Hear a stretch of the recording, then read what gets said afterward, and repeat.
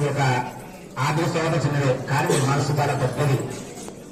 చక్కగా ఇంతమంది భక్తులు చక్కగా వచ్చారు, అందరు చక్కగా సేవించండి. జయ శ్రీమన్నారాయణ.